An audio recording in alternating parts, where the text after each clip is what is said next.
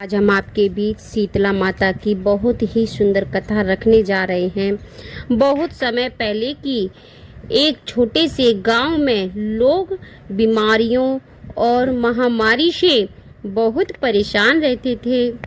खासकर चेचक छोटी माता की बीमारियां बार बार फैल जाती थी। लोग समझ नहीं पाते थे कि इस बीमारी से कैसे बचा जाए। तब गांव में बुजुर्गों ने बताया कि यह सब शीतला माता की कृपा और क्रोध से जुड़ा है। कहा जाता है कि शीतला माता स्वच्छता, ठंडक और स्वास्थ्य की देवी हैं। वह अपने हाथ में झाड़ू, कलश, सूप और नीम की पत्तियां रखती हैं। उनका वाहन गधा होता है। यह झाड़ू से वह गंदगी को दूर करती है। नीम की पत्तियों से रोगों को शांत करती हैं और कलश के जल से रोगियों को राहत देती हैं। अब आपके बीच हम कथा रखने जा रहे हैं, तो कथा में आप बने रहिए। एक बार एक गांव में एक बहुत गरीब लेकिन श्रद्धालु महिला रहती थी। वह हर साल शीतला माता का व्रत रखती थी और माता की पूजा बहुत श्रद्धा से करती थी। व्रत वाले दिन वह चूल्हा नहीं जलाती थी और एक दिन पहले बना हुआ ठंडा भोजन माता को भोग लगाकर खाती थी।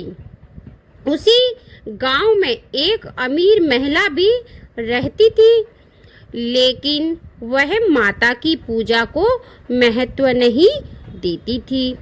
उसने प्रसन्न व्रत वाले दिन भी गरम गरम खाना बनाया और चूल्हा जलाया। कहते हैं कि इससे शीतला माता नाराज हो गई। कुछ ही दिनों में उस अमीर महिला के घर में बीमारी फैल गई और उसके बच्चे भी बीमार पड़ गए। वह बहुत घबरा गई और गांव के लोगों से मदद मांगने लगी। तब उस गरीब महिला ने उसे समझाया कि माता को प्रसन्न करने के लिए सच्चे मन से पूजा करनी चाहिए तुम्हें, साफ सफाई रखनी चाहिए तुम्हें और व्रत के नियमों का पालन करना चाहिए तुम्हें। अमीर महिला को अपनी गलती का तभी एहसास हुआ। उसने सच्चे मन से माता शीतला की पूजा की, व्रत रखा और गरीबों को भोजन कराया। माता उसकी भक्ति से प्रसन्न होकर उसके घर से बीमारी को दूर भगा दिया। कथा से आपको क्या सीख मिलती है, हम बताते हैं। इस कथा से हमें यह सीख मिलती है कि घर और आसपास सफाई रखना बहुत जरूरी है। भगवान की पूजा सच्चे मन से करनी चाहिए। गरीबों की मदद करनी चाहिए।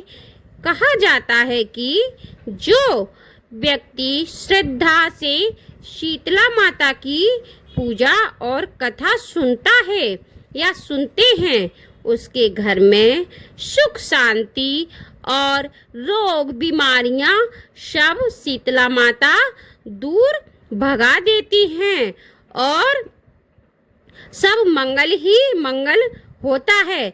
तो बोलो जय शीतला माता की जय हो।